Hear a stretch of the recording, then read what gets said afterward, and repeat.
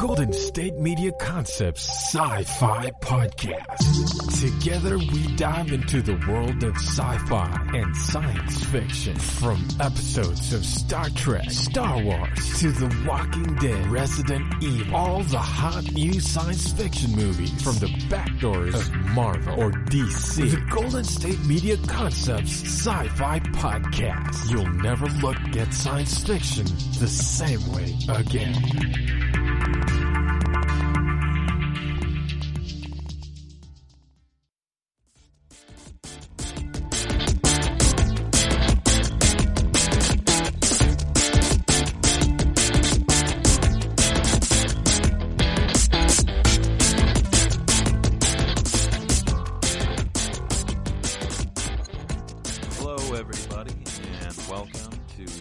GSMC Sci-Fi Podcast, brought to you by the GSMC Podcast Network.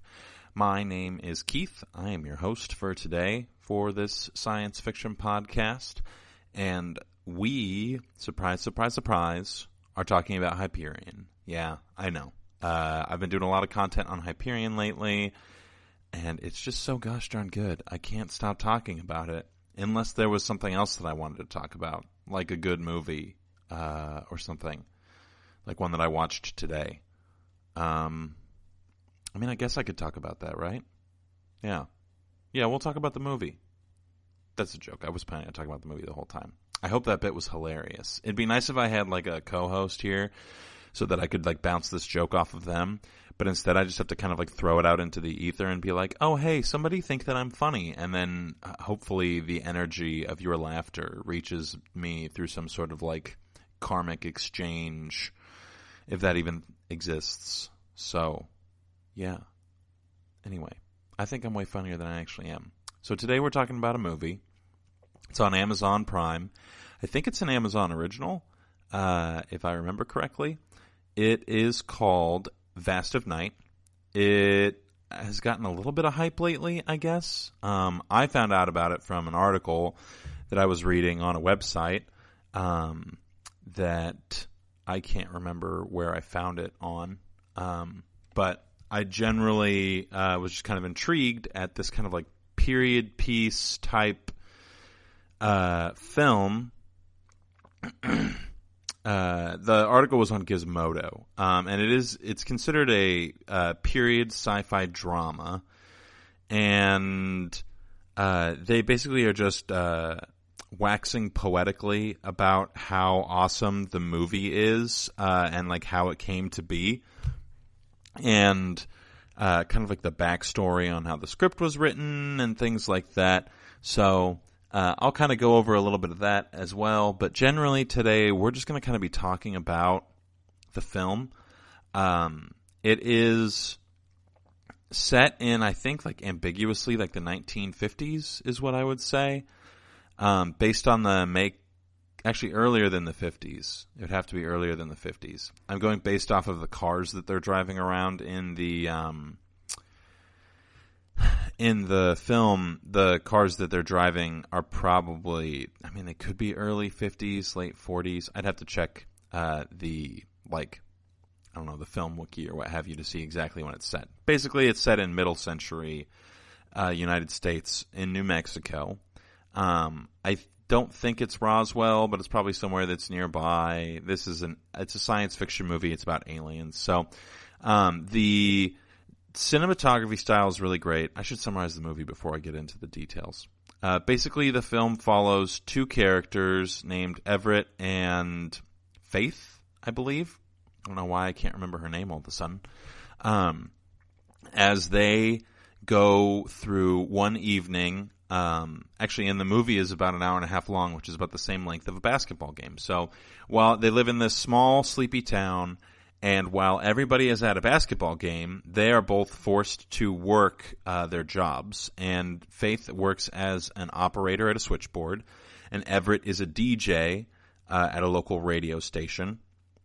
And through some sort of like happenstantial interference that occurs on one of the switchboards, Faith comes across this odd noise that she inquires to Everett about, and through a bunch of other kind of like happenstantial connections and sharing of the noise that they have heard and asking other people to tell them what it is, they're able to kind of like acquire a little bit of like a narrative about what it could possibly be, and they go and like kind of seek out answers as to like, what is this thing, and what is this noise, what's causing it, why is it here, and things like that. It's filmed like very stylistically. As far as like, wardrobe, the cars, the dialogue, everything is very like traditional of what you would expect from a 1950s movie, which is really awesome. The beginning of the film, the dialogue was just really incredible. It's just super fast paced. There's no pause between any of it, and it feels like you're kind of listening to like two announcers kind of like go back and forth with each other. It has this like, I can't remember if it's Tarantino or the Coen brothers who do this, but like one person or a bunch of people will all talk about the same thing and will kind of use it as like a point to their story. So it kind of like creates this like general sense of community. It kind of synthesizes the small town vibe or emphasizes it a little bit more, which is good. It's a good storytelling mechanic, and it also just kind of like endears you to the characters because it's like, oh, everybody kind of went through this similar experience and has their own way of describing it or what they think of it, and so now we know something about them as a character. So it's an interesting little like tidbit for him to include, and that's part of the reason why I even want to mention it. So, yeah, that's that. Don't know why I had to pause there. I got lost in another random train of thought. So, highly stylistic, starts out, very quick dialogue, very witty back and forth, and we progress pretty quickly into the meat of the plot. But I just kind of want to mention at the top, like, a lot of what is done in this film stylistically is just really unique and interesting. There are entire scenes where it's almost completely black, and it feels like you're listening to a radio broadcast with your eyes closed. And that is absolutely intentional on the part of the director, because I think that he's trying to capture this idea of like what it would be like to experience this kind of phenomena without the presence of modern day amenities, because there's several people who see this thing up in the sky, and that's part of the plot, the main plot line. They see this thing up in the sky, and everybody in this small town is at a basketball game, like a high school basketball game. So there's nobody out. There's no cell phones to send like a picture or a video to somebody else. It's like only these this small group of people get to experience this incredible phenomena, and like that is kind of what like helps to firmly ensconce this film into the science fiction genre. Because as we've discussed before, like the most important part of science fiction is that there is a presence of alien knowledge or an alien concept or aliens, literally, alien technology, etc. And that alien thing comes in the form of like a specific type of knowledge is my argument. So if you have a weapon that can kill people really quickly, you now have a specific type of knowledge that other people don't have and cannot fathom. And so when you as an individual are one of only 2 to 5 people who have heard this particular sound that they hear, that Faith hears while she's working the switchboard, then you become alien in some capacity because you have an experience that is unique. And I think that is kind of part of what science fiction is really good at, is reminding us that like even though experiences and knowledge feel unique to us, that there's still like community or like commonality between us and other individuals, despite the fact that we feel alienated by it. Like when Faith first hears it, the first thing that she does is reach out to Everett, who it seems there's kind of like this weird potential romance between the two of them. I'm not totally sure if there's anything to be said for that. But she reaches out to Everett, who's working at the radio station, and says, hey, is there something going on with your radio station? Because while I was listening, I heard this random noise, and then I heard it again when I was like, when I had people calling in and I heard the noise. And so she, immediately reaches out and like builds a small community of people who now have knowledge of this same particular thing that she does. But she does so in a really human way. And I think that that's intentional on the part of the director, because he's trying to depict kind of like something about the human experience. So I'll kind of get into that a little bit. We'll talk more about the film right after this quick commercial break.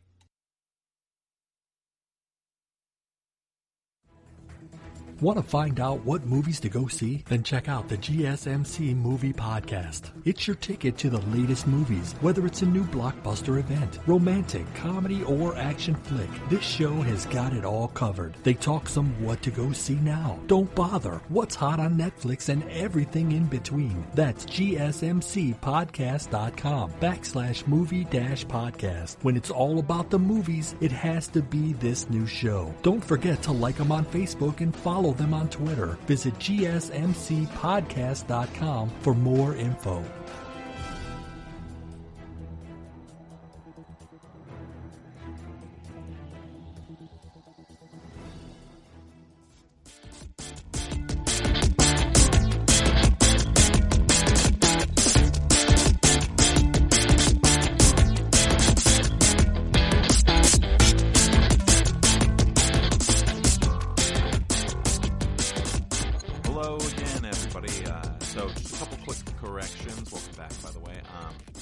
We'll make the corrections after we finish what we were talking about before the break. So before the break, we were talking about this idea that there's a little bit of intentionality in this creation of a community of other individuals who share similar experiences by sharing that experience with others.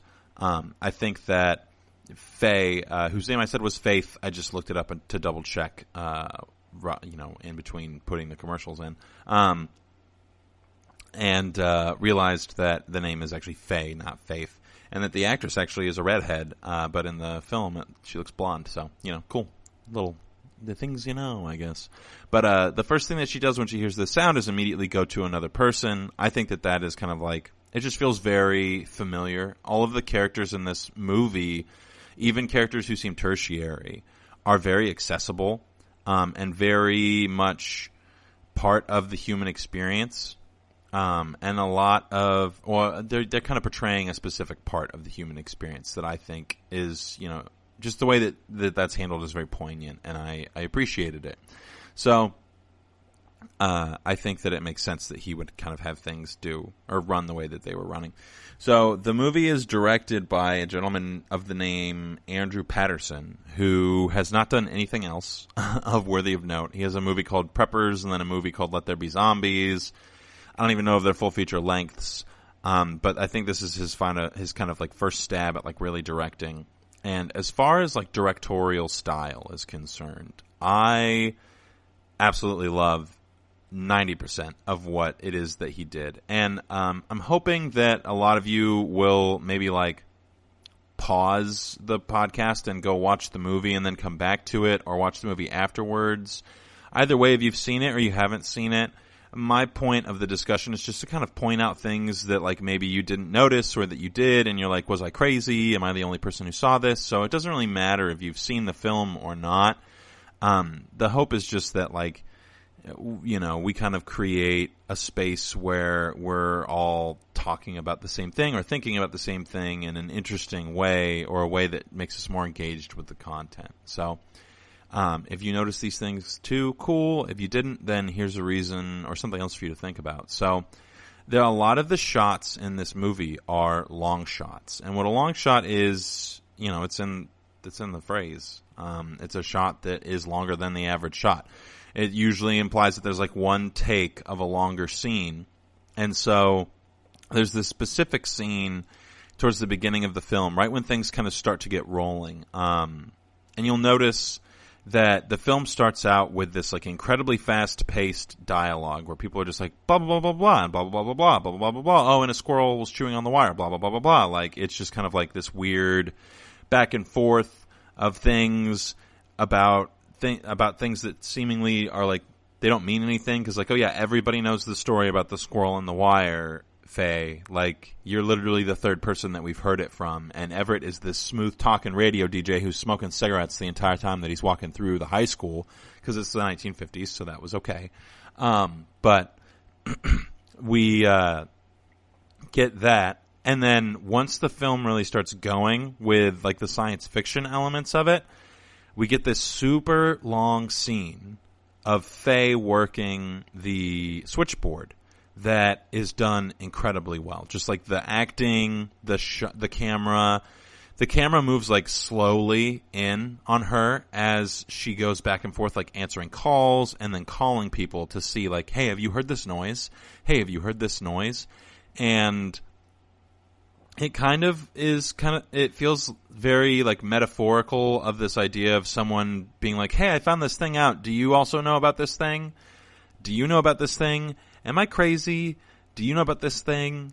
A lot of this film uses very like subtle, symbolic or analogous or metaphoric dialogue, shots, and symbols to just kind of like portray things about the human condition that we all do naturally without even thinking about it.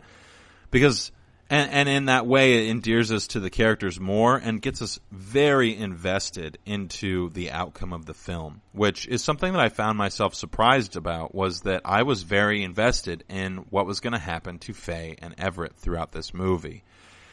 It's not easy to get me, let alone anybody, to do that in a film. So the fact that he's able to so effectively do this is because these characters are written impeccably. They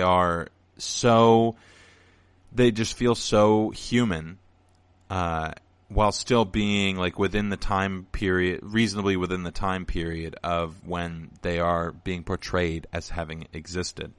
So this long shot, while the camera slowly zooms in, creates this really ominous feeling. And it feels like for the rest of the movie, you're just waiting for it to turn into a horror movie where there's a jump scare. There are scenes towards the end of the film where I found myself like wanting to shout, like, don't go in there. Absolutely do not go in there. Because it felt like a horror movie in the same way that like Jaws is kind of like a horror movie, because you never actually see the thing that it is that you're supposed to fear. And even towards the end of the film, when like things reach a climax and there's a resolution, you never see the thing that they're so afraid of. And part of the reason that it's so terrifying is because you can't see it. And that is just a really effective storytelling mechanic, in my opinion, that I think a lot of people would either like take lightly or not necessarily see as much as they really ought to, because it's very difficult to create that sense of fear and foreboding, all while not allowing us as the audience to know what it is that we're supposed to be afraid of. So we are basically put into the same place that the characters in the film are put into, because ultimately they don't know what it is that they're supposed to fear either, and so we don't know as well, which means that what we're terrified of is just the sheer abject horror of the unknown, which, of course, has a lot to do, I think, with the title. The title is The Vast of Night, and I think it's supposed to kind of play on like the things that we think of or come up with, those bumps in the night, those sounds in the night that we kind of imagine into existence because we're terrified of something happening. We're terrified of what it is that we can't see. So there's a lot of symbolism, in both the title and in like the actual movie itself, in the fact that we don't get to see the thing it is that we're supposed to be scared of. And what we're supposed to be scared of is kind of described to us slowly throughout the movie. So as the film gets rolling, we hear this sound. Faye decides that she's going to call Everett and ask him to play it on the broadcast, because she heard it on his broadcast and then in the phone lines. And so she plays it, Everett finds it in the broadcast and then records it and then plays it over the air and asks, if anybody knows where this is from, can you call in? And they get a gentleman who calls in who says his name is Billy, but his name's not really Billy, who has heard this sound before. And he proceeds to tell them this story about how when he served in the military, he went out to a few, I guess, I don't know if the technical term is black sites, I don't know. Basically, highly confidential areas where he was tasked with doing very specific things, and he ended up becoming very ill from his time in the military, but he was not allowed to talk about the tasks that he completed at these places. Obviously, they're confidential, not confidential, classified. There we go, highly classified. And so I will continue talking about what it is that Billy has to say about this right after this next quick commercial break.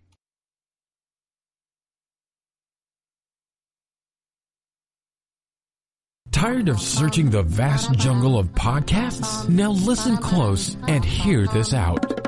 There's a podcast network that covers just about everything that you've been searching. Hey! The Golden State Media Concepts Podcast Network is here. Nothing less than a podcast bliss with endless hours of podcast coverage.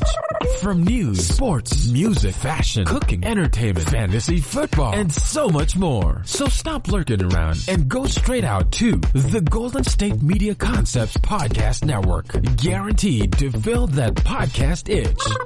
Whatever it may be. Visit us at www.gsmcpodcast.com. Follow us on Facebook and Twitter, and download us on iTunes, SoundCloud, and Google Play.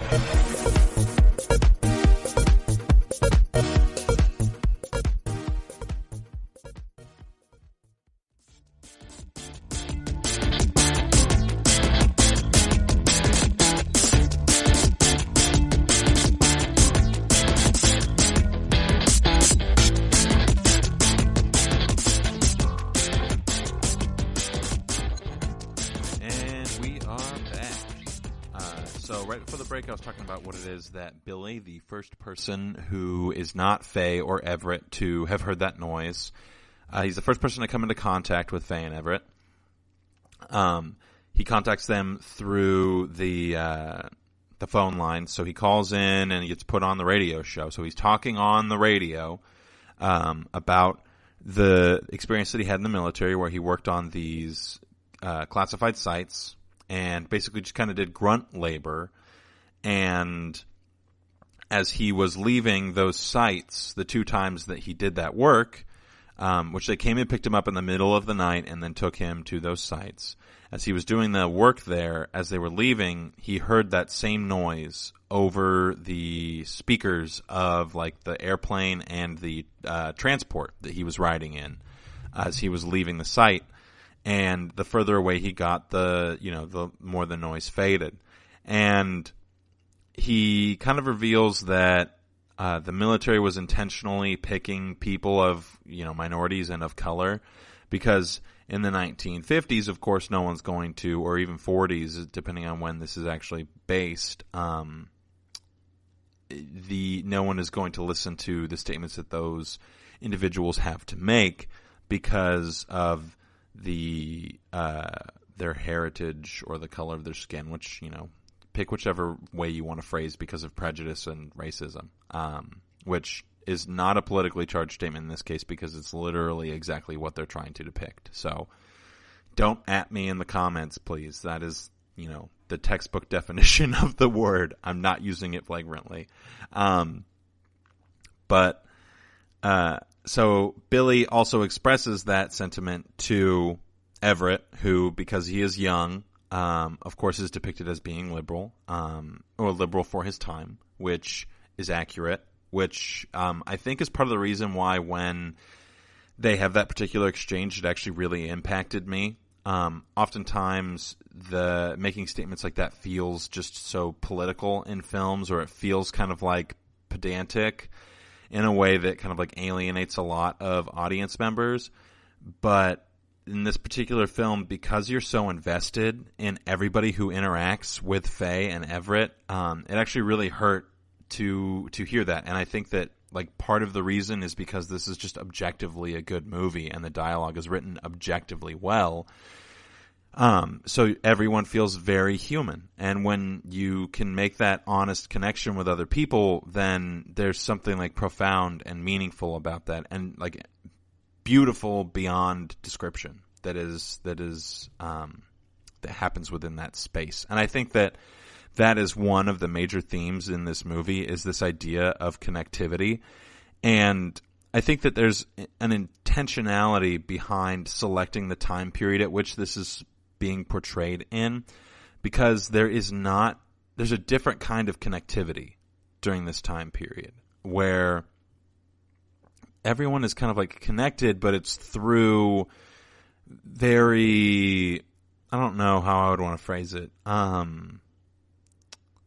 guess benign ways would be the way I would describe it, or very, not antiquitous, but just kind of like homey, you know? It feels very like mid-century. We're all at the high school, wholesome. There we go. The connectivity occurs in this like deceptively wholesome way because it's, 1950s suburbs, small town. Everybody's at the high school basketball game. There's cheerleaders. Everybody knows whose kid is on the cheer squad or in the basketball team, and everyone's all connected. And so even the fact that the aliens or this thing shows up is credited in part to the fact that the community is gathered in a separate place right now, all doing the same activity. And there is kind of like this grand scheme that's revealed later on in the movie, but I don't want to get there just yet because there's a lot to talk about that happens in between then and towards the end of the film, and just also some questions that I have that I'm curious if other people had questions about. So it seems like there's also a lot of commonality between people or individuals who have experienced hearing the sound. So the individuals who were in the army who heard it, Billy tells Faye that one of them lives in the town that she lives in, or lived, because he recently passed. And I believe that his name is mentioned at the top of the movie. And so when this veteran who calls in, Billy, and says like, oh yeah, everybody got a tape sent to them by this one individual who was able to find the sound again and record it and send it to us because there was something comforting about the fact that we had all heard it. And he wants his story to be aired on the radio because no one's ever listened to him before, and he's hoping that someone will hear it and it will be meaningful to them. And so they end up finding out this guy has passed, and so they go to find the tape in the library, they find it, and they're able to play it over the air again, and this is where they meet the next person in their journey who kind of like reveals a little bit more accurately what it is that they're not necessarily up against, but what it is that they're hearing. But prior to them meeting with this woman, you kind of start to hypothesize yourself, because we all think it's aliens because we are like modern moviegoers, if you will. But there's this like little kind of tinge that it might be Soviet Russia, because they are worried about like the Cold War, and they think it might be coming from Mexico, and they're near the border or something like that because it's New Mexico or what have you. And so they're worried that like the Air Force or the military is going to get involved in some capacity, which I imagine that they would at some point, but regardless. What happens is after they start talking to the second person, the power at the radio station actually cuts out. And so then they have to rush over to the operating switchboard, because Faye at this point is now at the radio station, because she went to the library to get the tape, and then Everett hijacks a car or borrows a car without permission in order to go pick her up. And it's kind of funny. Faye specifically talks about how the only way that she can get around town is on foot or on bike, because she doesn't have a car, and it's the 1950s. So there's no Uber, there's no nothing else. And there's a lot of scenes with her just running, or with people just running. And there's like, again, something profoundly human about the fact that they're just like literally like using their own means of locomotion in order to get around. And that is just kind of like, not necessarily counterintuitive, but just so against how we understand effective travel to be. And so I think that in this like juxtaposition of like our understanding and our perception of what is considered like an assumed thing or an amenity, or versus an amenity, we get like further entrenched into this world. And the world building in this film is incredible. Those long shots, the dialogue between characters, the way that everybody kind of has this like commonality between them in the way that they interact with other individuals, or the way that they perceive things to be. There's like several times throughout the film where people will make statements about, oh, is that the DJ boy, to Faye? Like, she has feelings for him, but he does not reciprocate. And so whenever she's seen with him, people all say the same thing. Or whenever she talks to somebody about, calling him or what have you, they all say the same thing. Like, oh, you have to be straightforward with him. You can't, be afraid of him. Which is what implies, either the romance or the estranged relationship between the two of them. And I found that to be this, really interesting, will they, won't they type of dichotomy that was really fun and, wholesome, in the same way that everything else in the film feels fun and wholesome. So I really enjoyed and appreciated that. So we're going to keep talking about this movie, which, obviously I really liked because I'm waxing poetically about it, apparently. So we'll keep talking about it right after this next quick commercial break.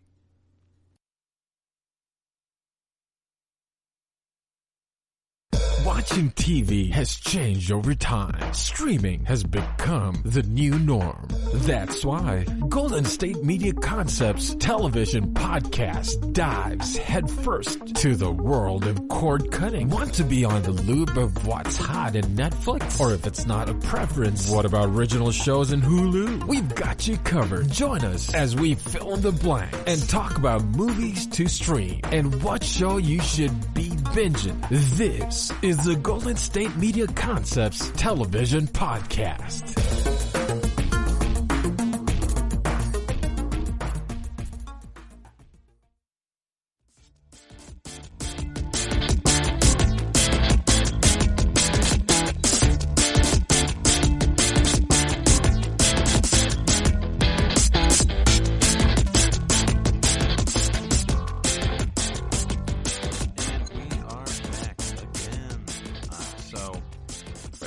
I was kind of talking about some of the relationships in this film, as well as going over that storytelling mechanic that I had mentioned at the top of the podcast, where multiple people will kind of echo the same thing throughout the movie.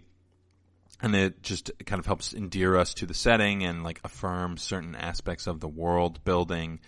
And so, for instance, just part of the reason I keep mentioning that idea is because it really does tell us a lot. And I think that we, often subconsciously don't realize this, but one of the most exciting things to happen in this town is that the high school, all the lights went out because a squirrel chewed on the wire. And when they found the squirrel, the wire was still in the skeleton of the squirrel's mouth, or the squirrel's skeleton's mouth. Regardless, the squirrel had died, and the wire was still in its mouth. And so that was weird. And it's the highlight, the talk of the town. And that is how boring this place is that the only thing that's exciting that happened to it is that the lights at the high school went out because of a squirrel.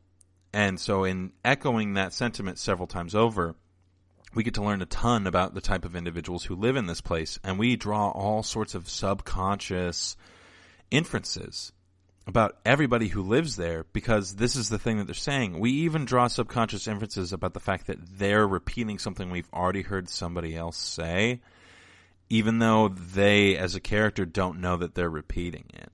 So it's just really interesting that that storytelling element plays on a deep subconscious perception that we have of individuals and of the world, which is why I keep bringing it up as being such a good storytelling mechanic, because it objectively is. So after Billy is about 3/4 of the way through his story, the power gets cut off just at the radio station. So the rest of the town still has power, but the radio station gets cut off. So this, of course, freaks Faye and Everett and the audience out, because at this point you're super invested.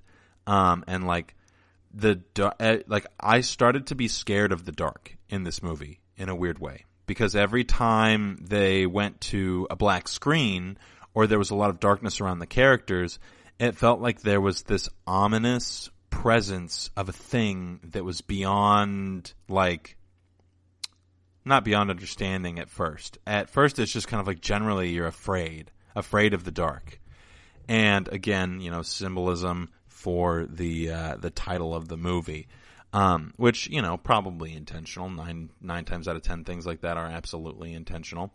And so we get that, and we get this thing, this idea, this echoing being repeated throughout the film, specifically again with the will they, won't they kind of thing with Everett and Faye. So they go back to the switchboard at the operating room, and another woman calls in and says, "Hey, I also know about that sound, and I know about Billy's story, and I need you to come meet me at my house because I can't leave my house I just had a realization about the film. I can't leave my house in order to get to you." So when they arrive at her home, they find out that she hasn't heard the noise that they were talking about, but that she has this specific phrase that sounds like it sounds kind of like I guess like Farsi Sanskrit type of dialogue. It feels very foreign in comparison to the rest of the dialogue in the film, so I wouldn't be surprised if it is like an actual language that's spoken somewhere in the world. Just because I think that'd be kind of apropos for this film, for that phrase to have like further mystery associated with it, because like why is the phrase in that particular language? And I should say the reason that I'm saying that is in part because the film absolutely, at this point, implies that it's aliens that make the noise. And the way that they do that is through this story that this woman tells, where she hears this noise or she moves to this town and always has this like sneaking suspicion that something funky is going on. And then she has a child outside of wedlock, and it becomes very easy to write her off because of this. So she's not socially accepted in the same exact way not the same exact way, definitely not the same exact way, but in a similar fashion, similar enough to where you could draw a parallel as far as like the filmmaker's intentions, to where what she had to say would be discredited. And what she says is that there are people who live in the sky and hide in the clouds who come down every now and then and take people when they're down here. And her son is one of the individuals that was taken. And there were times where he would like start to kind of like drift off and hear things. And she heard him sleep talking several times, and actually his father did the same thing. This is how she kind of knew that it was funky. She heard him sleep talking several times, and she eventually wrote down what it was that he said. And when he would start to stare off into space and not do anything and just kind of like zone out, as it were, and she kind of uses the same language, she would say these words to him, and it would bring him back. Or I think she also mentioned that she could read them and he would zone out.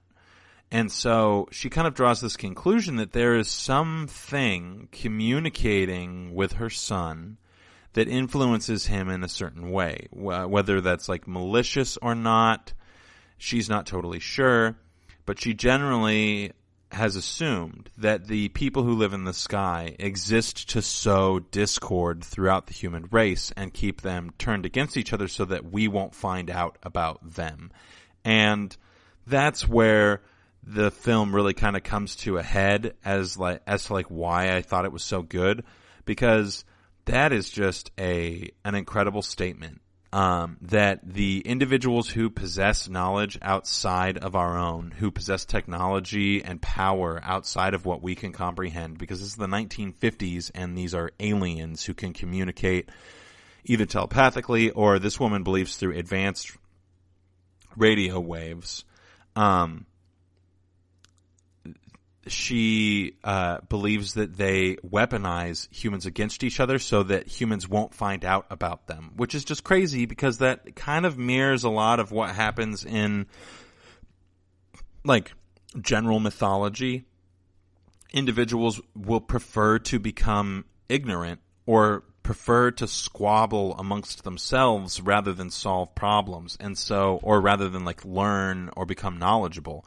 So the things that possess knowledge prevent those that don't have knowledge from acquiring knowledge by sowing discord among them and making these things that aren't important synthetically important. So people are actually missing out on what is like meaningful in life and meaningful and should be allotted, meaningful twice, and miss out on things that they should be allotting value to simply because they're too busy bickering with each other or too busy fighting a war for no reason. But it isn't that there's no reason, it's that this woman believes the aliens in the sky are causing it. And so she believes that those aliens use into other humans through this form of communication, which caused her son to be like spacey and such, uses that in order to sow discord and prevent people from finding out about them. And at this point, as an audience member, you are just like abjectly horrified, because now it's like, well, these sky people could be anywhere, because throughout the film people keep saying there's something in the sky, there's something in the sky. And this woman has said, they took my son from right out in front of my house. And so it just becomes really terrifying. I found myself being like really legitimately scared of like the unknown in some capacity. And I think I know that that's got to be intentional as far as the filmmakers are concerned. Like I said, very Jaws-esque. So we're going to keep talking about this film right after this next quick commercial break.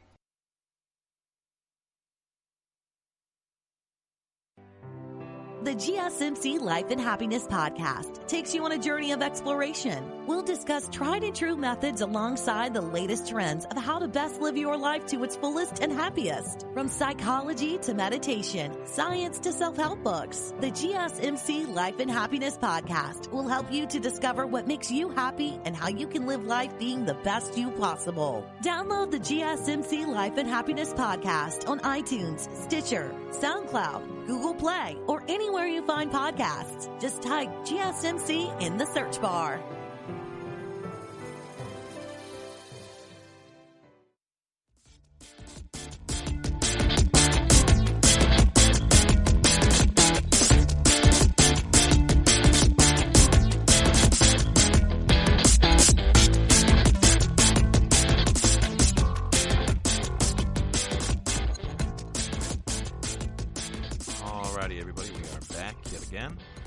So right before the break, I was kind of talking about how this film is kind of making a statement about how individuals in power or individuals who possess certain types of knowledge will use that power and knowledge to manipulate individuals who do not possess it into basically acting in the interest of the thing or the person or individual in power and not necessarily in their own interest. And I'm fairly confident that that's the statement that the director is, or one of the statements that the director is trying to make by using that storytelling mechanic and that commentary, because it just seems way too convenient otherwise. And like part of the reason, I might be projecting a little bit, but it feels very familiar to the way in which things have been going as far as like narratives and such that are going around on all sides of every community. It just kind of is an accurate storytelling element because it's profoundly true. Oftentimes whenever you look at like, what caused this conflict, and did it get solved? Ultimately, people are so focused on the conflict that the thing that they were looking to solve didn't end up actually getting solved because everyone was too busy throwing rocks at each other. And that's what this woman claims the aliens are there to do. And at this point in the film, Faye and Everett aren't convinced, especially Everett. Faye seems to be kind of like following Everett's lead, which I don't think is necessarily like part of her character in the sense that like it's like an intentional thing. I think that part of the portrayal of each individual in this film is just to like part of their characteristics is supposed to reflect the times, or they are supposed to reflect the times, so that we are kind of like more drawn into the world. So I don't think that there's any statements that are being made or like anybody's doing anything pernicious simply because Faye seems to be kind of following Everett's lead. Everett is older. He's this cool high school guy. It's the 1950s. That's kind of what was taught. So I'm not here to make a commentary on that. I think that the way in which every character was portrayed was effective and helped us to be engrossed in the world. And there is this kind of like thing at the end of the conversation that Faye and Everett have that contributes to like an alternative understanding of the movie that I want to talk about.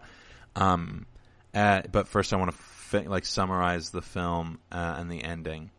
So Faye and Everett go back to the switchboard, but on their way, Faye realizes that she never called back this girl who she was talking to who got cut randomly, and now she's worried about her because apparently aliens be taking everybody up in here. And this girl is watching her little sister, and Faye doesn't have a father, much like the son of the woman who lost her son. She's the one who calls in and has them come to her house. Her son didn't have a father. Faye also does not have a father, which again kind of like, you know, there's all of these weird parallels throughout the film that kind of like indicate this like kind of subtle or subconscious intersectional interaction between like things beyond this world and like the people who are kind of like stuck or tethered here, if you will. So Faye runs to, which it's very important that she runs, because at this point as an audience member I am just terrified whenever they go outside, because I'm like, no, don't get taken up by the aliens. I want to see where this goes. And so the fact that she's like running just creates this like completely unnecessary suspense, because there's still half an hour left of the movie and it hasn't become like a rescue somebody because they got kidnapped movie yet. And if they were going to do that, they would have had to have done that way earlier in the film. But this film seems like it could do exactly what you expect it not to do, because it kind of is written and being portrayed in a way where it's like, you expect this thing and we are not going to give it to you. So you're definitely terrified because you're attached to both characters at this point. I really was. And so you're objectively terrified, and she's running down the street, and of course it's like, it's not necessarily a long shot, but it's like a longer than comfortable shot of her running. And as we get towards the end of the film, there's a lot of these like interesting like action shots that are like very specifically pointed to like, I just feel like the most human elements of certain things. So like when you're running, it's not like you're looking at your face, like you're watching their feet. And so you don't get to like see what it is that they see. Your like perspective is limited to just where they're going, and that is just like terrifying and feels very human, because like sometimes like when you're running in the dark, like oftentimes the only thing that you look at are your feet, because if you look in front of you, you're like not going to be able, like you might trip on something. So there's this weird kind of like balance, and darkness and lighting in this film are like impeccably done, and they absolutely serve to like assist with the ambiance, which is what lighting is supposed to do. But this film does it like in a particularly special way, which is why I'm bringing it up. But she runs, she grabs her baby sister because she believes the house to be empty, but actually the woman who was watching her was on the roof with some boy because they'd seen something in the sky. And so then that woman calls the switchboard, but when they get back to the switchboard, there's these like two random people who have just been hanging out at the station because they went to the station to try and call somebody because they saw something in the sky. And so that again is like that storytelling element of the echo, where it's like, we saw something in the sky. I saw something in the sky too. I saw something in the sky. It's the same thing as the squirrel with the wire. Like, it's like, this is now the most interesting thing that's happened. And one of the other elements that we find out about this town is that it has like a crazy story about a woman who escaped from this train where it's believed that, or the woman who lost her son believes that like the aliens took, or as she calls them, the sky people, took like everybody who was on the train, and this one woman is the only one who escaped. And then when she gets to town, she steals a horse and leaves, and so they like turn that into this folklore of like a witch who killed everybody while they were on a train and then stole a horse while she was in town and ran off. And so it just kind of like yet another instance of like storytelling within the story. And then one of the main characters is a DJ, and then the other main character is an operator, and they both serve like everything in this film feels so symbolic. Like the fact that this girl is an operator, man, she literally creates connection between individuals. that's her role. And the first thing that she does when she hears this noise is try to establish connection between herself and other individuals who have also heard it.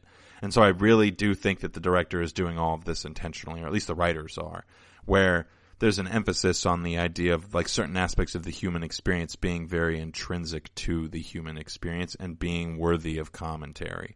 And so she and Everett go with this random couple in their car, and then the baby, Faye and Everett and the baby, whose name I cannot remember right now, go with this couple in the car out to this like field. They're just driving out of town to see this thing in the sky.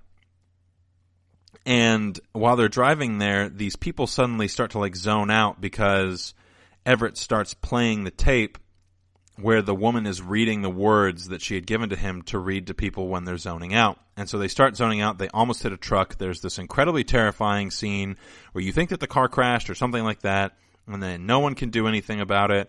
And they end up getting out of the car and running into the woods, and they find this like area of scorched plant material, and you're freaking out because you don't know what's there. And you're just as terrified as they are, and there's just something like so ominous about it because, again, they're in the dark, of course. So they end up seeing through a clearing like lights in the sky, and they're like, oh my gosh, this is it, this is the thing. So they run out to this field, and they find out that the aliens are indeed there, and there's a couple interactions that well, I don't know if I'd call them interactions per se, but basically the film ends pretty decidedly in an interesting way. Let's just say that the stolen car gets returned somehow mysteriously without us as an audience knowing how, and the story apparently doesn't get out. So you can draw whatever conclusions you want about that. I don't want to give away the ending completely. So, but we're going to take a quick commercial break, and then I'm going to kind of give an alternative interpretation of like what I think this film might be potentially about. So we'll be right back.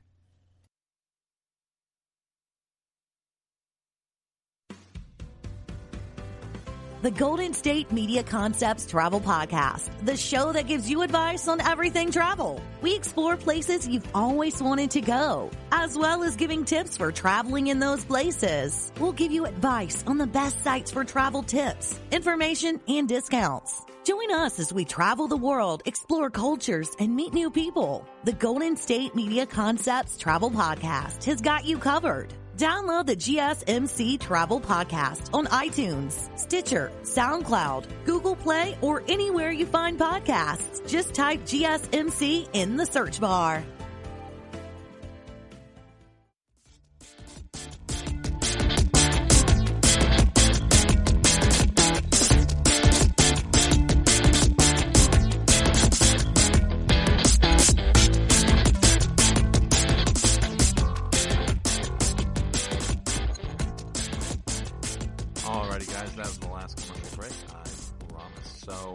Now that we are back, I'm going to kind of give, I guess, I don't know if I'd call it an alternative interpretation, but I have a conspiracy theory about this particular film that, you know, I don't know if this was the intention of the writers or anything, but just kind of like an alternative interpretation.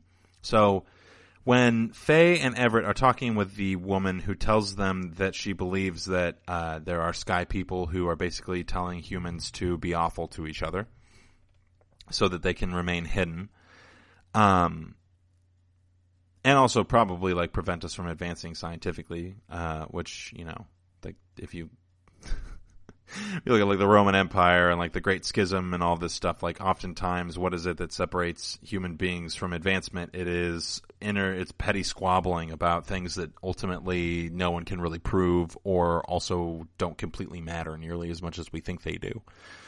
But that's neither here nor there. So, I think, because at the end of this conversation, she says, I want you to take me with you to the ship. And what that implies to me is that this woman is either one, like completely crazy, or two, believes that they've been marked as individuals who are going to be taken by the aliens, or three, and this is kind of my alternative interpretation that I feel very strongly about, that they're not aliens necessarily. They might be time travelers, but ultimately they're other human beings, or they're aliens that masquerade as human beings and become so ensconced in being human that they forget that they're aliens. I think Faye and Everett are literal aliens. And I think that this woman can identify individuals who are the literal aliens, because she is incredibly confident about the fact that they are going to get back to the ship, and she wants to see her son again on the ship, which implies that she believes him to be alive, which would imply that, maybe somehow he is associated with something or another. And the other part of that is that, like, the opening of the movie starts with kind of like as if it's an episode of the Twilight Zone. And there are, like, multiple instances throughout the film where it will change the method of, like, the filming from, like, color to black and white to a fuzzy screen to a blank screen. So it's just kind of like cycling through the miscellaneous forms of entertainment. And so, like, honestly, I also wouldn't be surprised if the intention is to portray this particular movie as, like, yet another bit of the aliens, not like propaganda, but just like things to keep humans occupied rather than searching for them. Ultimately, the film does end with like a pretty absolute resolution in regards to Faye and Everett. And I think that in some capacities, what is kind of trying to be said is that, like, what's alien about humans is the humans who become aware. And this is something that I've been kind of feeling in my own life lately. I'm sure a lot of people have been feeling this way in their lives, where, like, there's just a lot of things circulating around about whether or not certain things are real or fake, and the general consensus is usually reached via the information that's given to us by those who are, quote unquote, above us.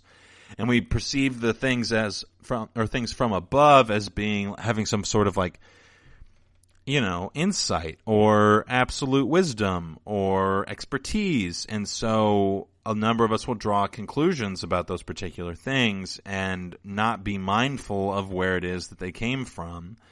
And this is kind of what that woman was talking about when it comes to, like, oh, my son would zone out and then all of a sudden he would, like, do different things. And I had to have, like, a specific phrase, which this is very, like, self-aware mindfulness type of training, to where she has this specific phrase to kind of, like, bring him out of that state so that he can interact with the world again. And I think that what is being depicted as alien are the individuals who are aware of it. And that, I think, is a statement about how it feels to be aware of anything in this world. Because when you think critically about something, oftentimes that's not exactly welcome. And 9 times out of 10, it is much easier for individuals to just kind of, like, go with the status quo of whatever it is that their demagogue is saying to them.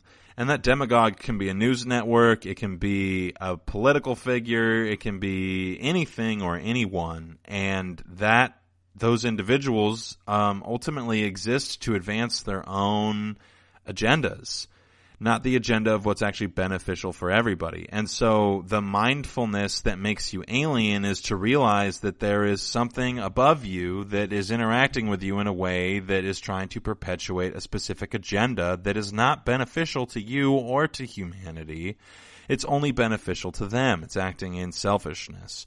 And that is the enlightenment that alienates you from other individuals, which is why I would argue that potentially Faye and Everett are actually aliens, quote unquote, because the aliens in this film are we never get to see them. And there's an implication that they don't kill the people that go with them. So I think that the implication is that, like, becoming an alien or joining the alien ship represents some form of, like, enlightenment or baptism into some alternative way of being that is beyond what we can understand in our current contexts. And I don't know how supported that necessarily is, because part of the film is that it is terrifying to not know what it is that you should fear. But I think that part of the fear at some point in the movie switches from the fear of the unknown to the fear of not knowing. And those are two different things, because fear of the unknown is like, I just can't, I'm objectively terrified of that I do not know. But now we're switching it to, I have partial knowledge and I am fearful of not knowing all of it. And I think that switch is kind of like a profound statement about the human condition, because once you start to understand certain aspects of the way that things operate, it becomes very difficult to not pursue more of that same knowledge, to not attempt to understand things that go further than that. And so I think that the filmmakers, the writers especially, are really trying to portray that which is alien as being that which is aware in some capacity. Like, you become alien when you become aware that there are people in the sky, not when you are the people in the sky, but just knowing that there are people in the sky will alienate you from other people. Everybody who worked on the military sites, alienated from society. The woman whose son was taken, everybody believes that she's the one who killed her son. No one listens to her because she's a single mother in the 1940s. So she's alienated. Everett and Faye kind of exist in their own little world. Even in the film, people are kind of like, it seems like people really like Faye, but Everett seems to be this kind of like isolated figure who doesn't really care about things in the same way that everybody else does, and therefore nobody really understands him.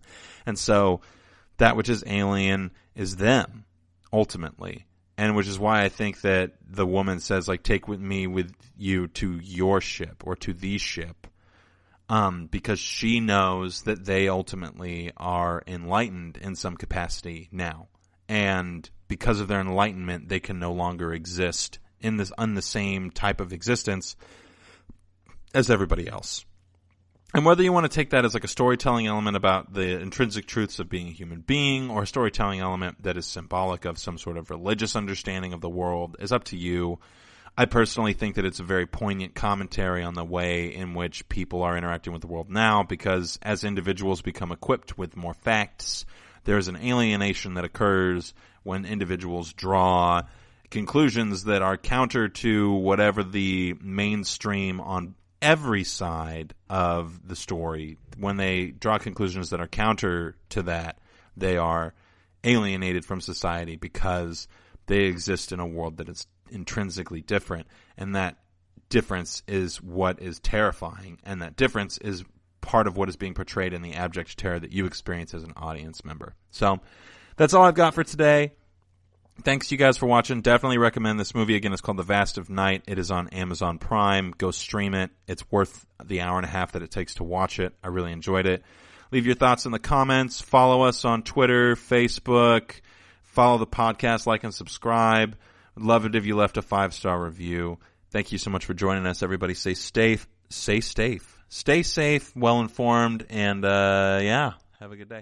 You've been listening to the Golden State Media Concepts Sci-Fi Podcast, part of the Golden State Media Concepts Podcast Network. You can find this show and others like it at www.gsmcpodcast.com. Download our podcast on iTunes, Stitcher, SoundCloud, and Google Play. Just type in GSMC to find all the shows from the Golden State Media Concepts Podcast Network, from movies to music, from sports to entertainment, and even weird news. You can also follow us on Twitter and on Facebook. Thank you, and we hope you have enjoyed today's program.